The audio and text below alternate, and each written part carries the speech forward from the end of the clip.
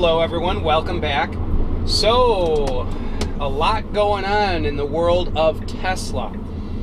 I was not at the launch event, in case you guys are wondering. I did get the invite, though, got to admit, it was a little bit annoying. I got the invite on Saturday to be in California Thursday. A little on the last minute side. I tend to wonder if Tesla just had way too many invites out there and they were hoping a lot of people wouldn't show. So a little bit of a sidebar for me, between airfare and hotel would have been about $1,000 plus. I'm self-employed, and I would have lost at least $1,000 a day for every day I took off. So we'll call it 3 days off, because I would have traveled on Wednesday. I have family in Arizona. I would have flown out to them and then gone to California. So we'll call it a minimum of about $3,000 of missed work. So it would have been about a $4,000 loss for me to go out to California. And I had a bit of a hunch that there wouldn't be a whole lot that would be surprising, that this would be the least desirable launch event, even though it's probably going to be the best-selling vehicle they will have made up to this point. I figured it would be the least dynamic or least exciting launch event, and I believe that turned out to be true. So this video, I'm going to be doing quite a few videos on the Model Y, my take on it, my take on the sort of the response of skeptics and critics, and what we can expect from Tesla moving forward. But for right now, I just wanted to give you guys sort of a general overview of my status and why I was there or not, and what my basic general thoughts are. So again, this is just a kind of an overview. Couple things. I've had a bunch of people ask me through emails and that, am I ordering a Model Y? And the very quick answer is, I don't know. Now, have I reserved one yet? No. That would make my answer a yes. I have not reserved one. And I'll get into the reasons why in a minute. But one of those reasons is everyone was sort of expecting that it was going to look somewhat like the Model 3. And I had gone out on a limb with all my friends and relatives to tell them it's just going to be a bloated Model 3. It's going to be a Model 3 that sits taller with a hatchback. And that's it. It'll have a little bit less range. It'll cost a little bit more. It'll have more interior space and a hatch. And that's exactly what they released. Now, one thing that surprised me was a third row seat. Completely not expecting that at all. And so that's pretty surprising to me. And if this were going back 10 years ago, I'd be excited for that. We had a Toyota Highlander that was third row seating for 7. We are a family of 5, but very often our kids would bring a friend with when we go places, and having an extra seat was pretty valuable. On a number of occasions, we used all 7 seats, and so I can see where a family with young kids would definitely make use of those seats. So that's great. But I like the look of the Model 3. I think the proportions are very good. It looks beautiful in blue. Gotta say, beautiful in blue. I'd love to see it in white. You guys that have watched my channel for a while know that I like white cars. But I must say I like the blue. I was worried when Tesla released that teaser image before the event of the Model Y with the black cover from that rear 3/4 view. When they released that image, from that angle, it almost looked like it was a Model 3 nose with just a bigger cabin on it. It didn't look right. And I looked at it and thought, it just looks like a hatchback version of the Model 3. Thank God they didn't do it that way. When you actually see the vehicle truly revealed, the nose is higher to keep a proper perspective. proper proportions, I guess you'd say, from throughout the body, and so it does look very good. Here's the thing, though. There's two things that I believe, two things that I don't want to say that I dislike about it, but two things that aren't very thrilling for me about the Model Y. And I think these two things are at least a couple of the reasons that the news media and that the stock market is not too thrilled with the Model Y. And those two things are, number one, it does look somewhat plain. Now, the Model 3, I like the look of the Model 3. I have lowered mine an inch and put aftermarket wheels on it and tinted it, and those changes really accentuate the look.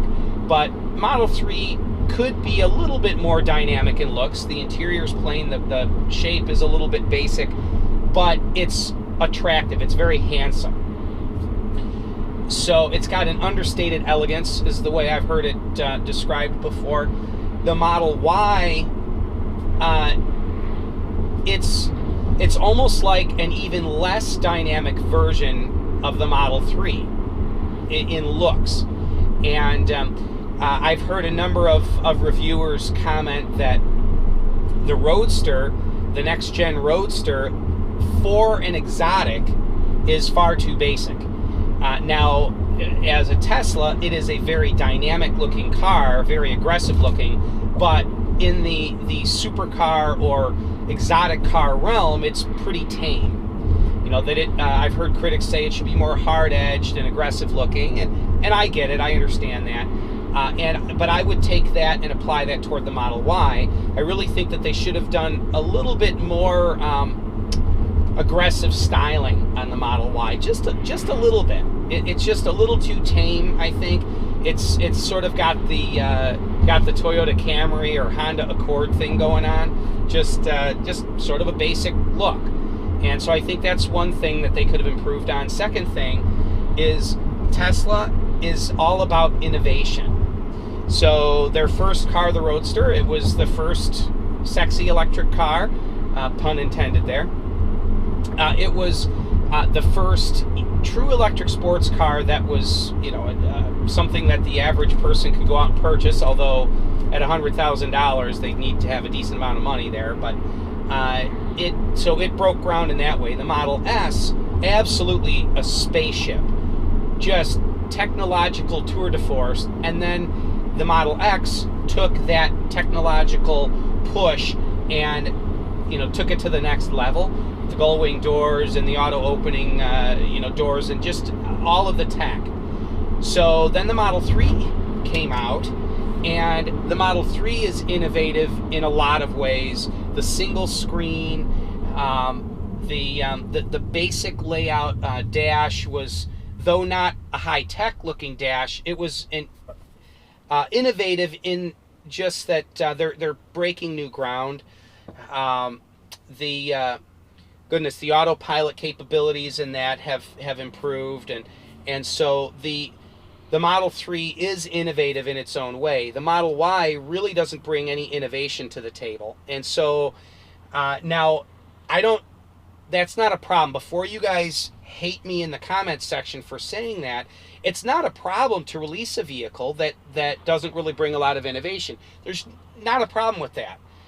Nice gray Model 3 there with the 19-inch wheels just went by. But I don't have a problem with no real innovation. My wife and I have purchased cars that really aren't that innovative over the years, and that's fine. Somebody that maybe looks at a Model 3 and says, I wish they had an SUV version of that car, something that's not $90,000, I'd buy it. Well, here's your car. If I were shopping for a Tesla today, I would probably get a Model Y, mainly because for my business, which I apologize, I'm filthy right now. I'm at the end of my workday, but for my business, I probably would get a Model Y, mainly because it has more interior space and I like a hatchback.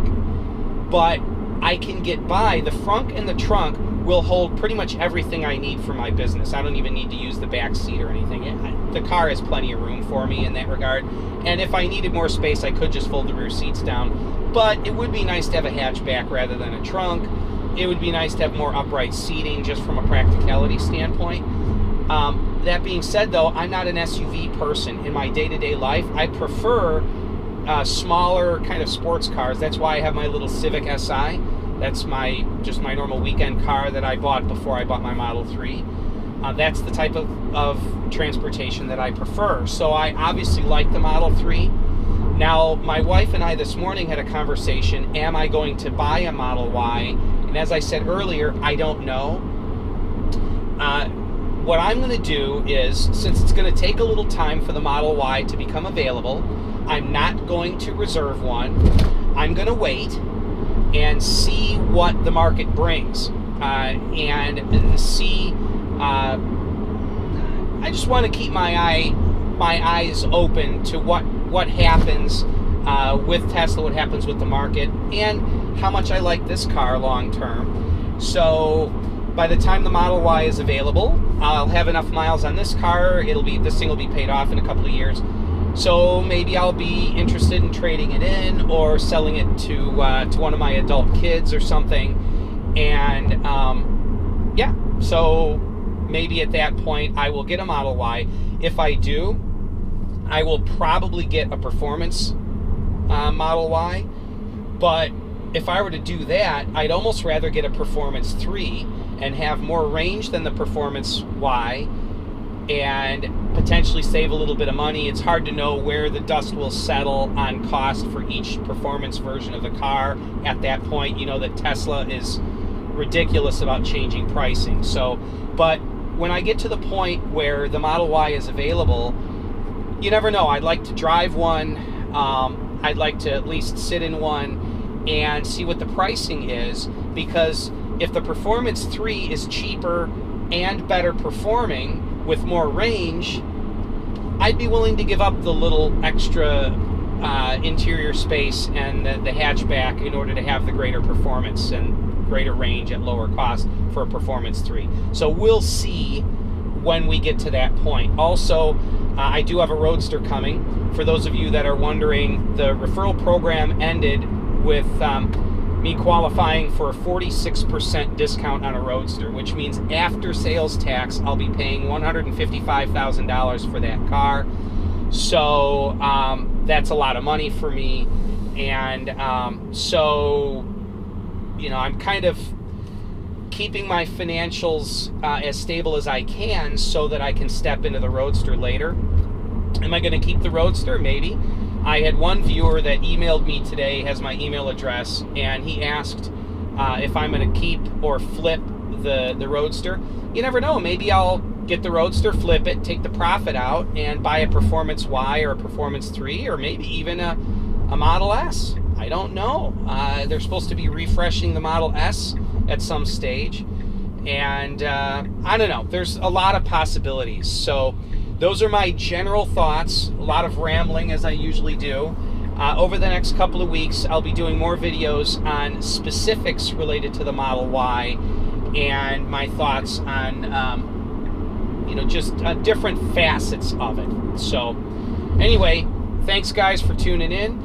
And if you have any questions, leave them for me in the comment section below. Check out my Patreon page if you'd like to support the channel. But otherwise, I'll keep reporting in. I've currently got 33,851 miles on my Model 3. So when the car's a year old, I'll have about 40,000 miles on it, and I'll do another long-term update on this car. So anyway, keep your eyes peeled on the channel. I'll be doing quite a few videos, mainly on the Model Y. Oh, I also have an update video on the Mini Model S project coming up here shortly. So thanks, guys. Take it easy. Bye-bye now.